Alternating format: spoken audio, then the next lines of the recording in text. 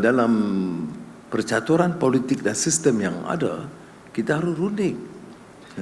Yang tak boleh saya elak ialah apakah ada keputusan dasar? Jawabnya ada. Apakah ada rang undang-undang? Ada. Apakah dibentangkan? Sebagainya dibentangkan. Apakah dibahas dan diundi? Itu kita tangguh ikut keupayaan dan persetujuan yang menjamin majoriti undi ataupun 2/3.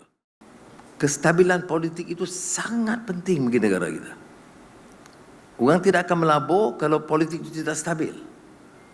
Sebab tu orang sergah saya kerana nampak kompromi. Tapi saya ada pilihan. Bertempur,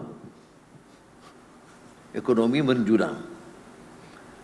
Kompromi akan memberi keterbatasan, limitations tentang langkah-langkah yang kita ambil. Itu di antara dua keputusan yang harus buat. Maka saya memilih untuk menjaga supaya politik itu stabil dan ekonomi berkembang.